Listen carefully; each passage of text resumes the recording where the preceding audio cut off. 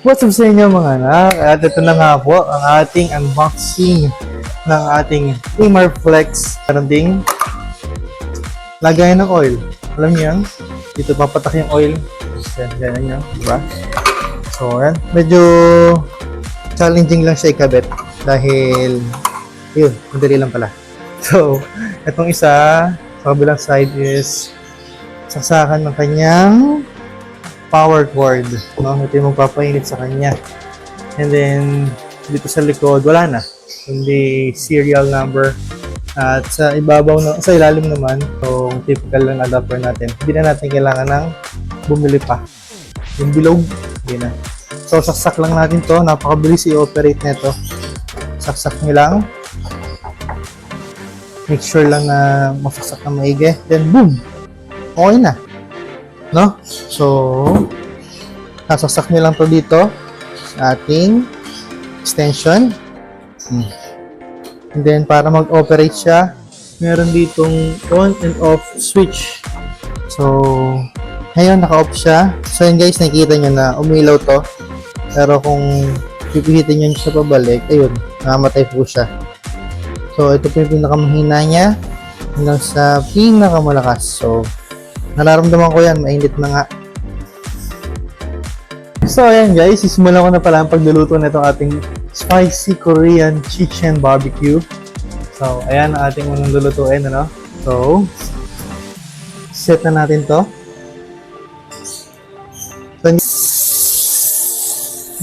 Ulala.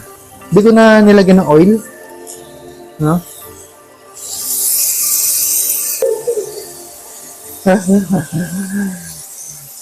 So, ayan, no?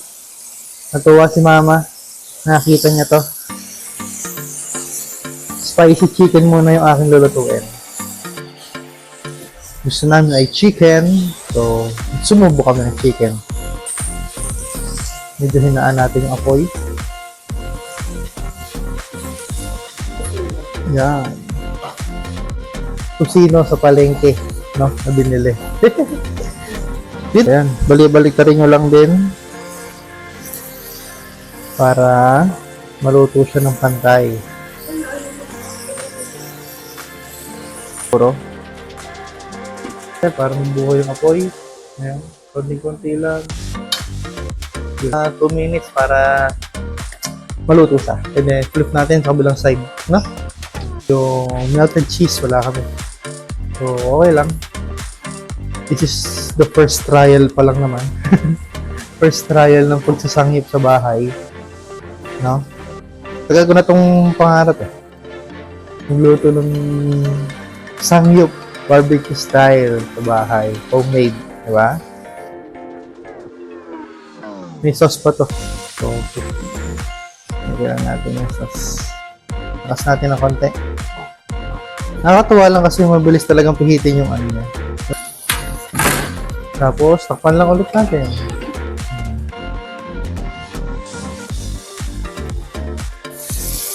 Nakikita nyo naman may mga sili-sili pa dyan. Pero, hindi yan super spicy. Ang touch natin.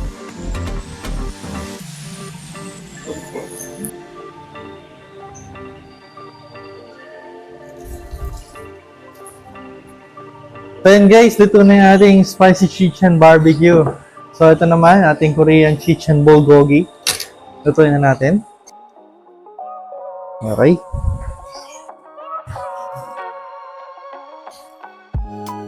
Itong cut ng mga chicken bulgogi, medyo malalaki yung cut nito.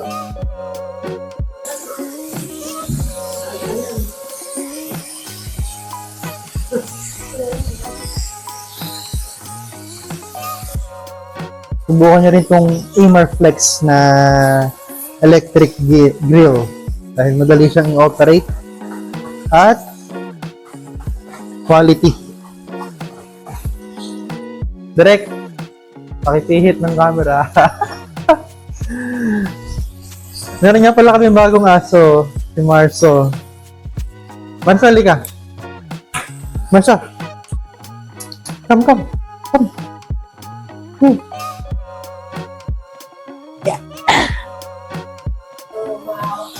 Ah! Si Marso!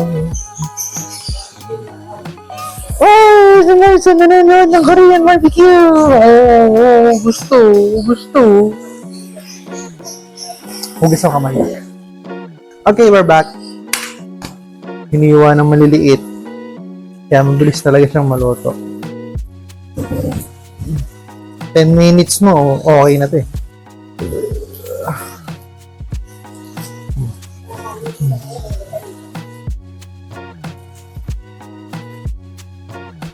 No? Chicken bulgogi at saka yung ating spicy.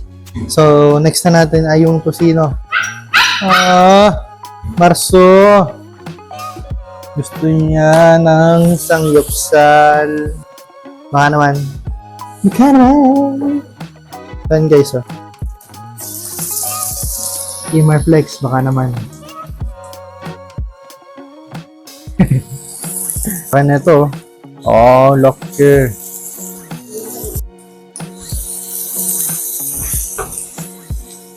Hanggang non-stick talaga siya, no? Oh.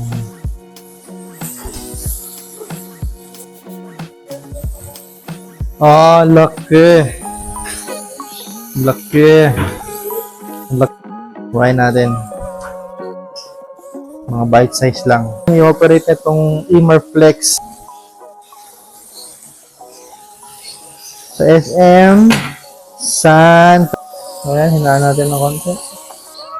Kaya Flex. Baka naman. Daling linisin, eh. Taas. Para nandun lahat ng kamay.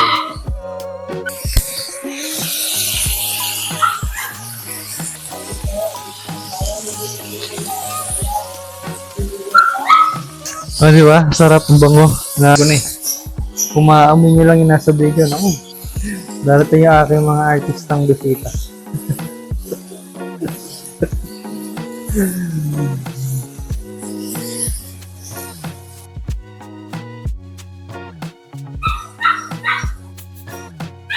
Ang ating mga bisita. Ang dami nating bisita. Oh, yan. Para habang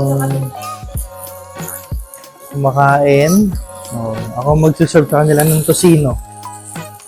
Diba? Para sosyal. Maganda ng konti yan.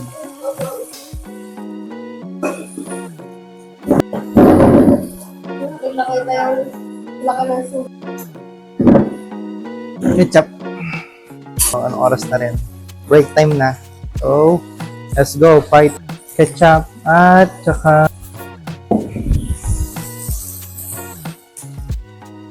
tour ng live. Ay, live. Di pala to live. Sarap ng melon. Lettuce.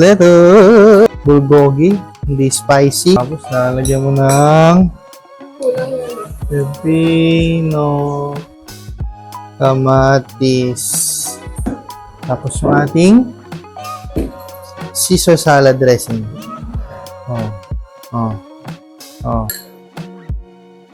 Tapos ikot nyo.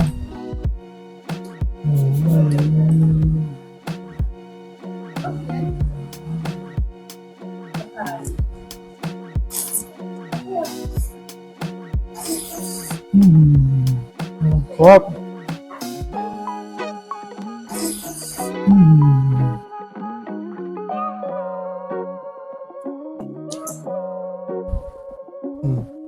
Naman ito di mahang.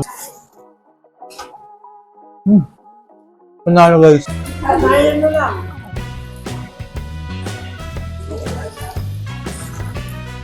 Yun. Lettuce, chicken. Tapos kuha tayo ng pepino.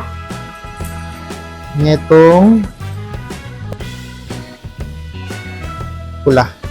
So, ayan. Tikman natin. Wala pala akong sauce na ginawa.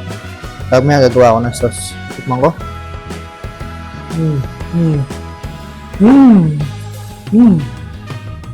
Pepino. Sarap. Grabe.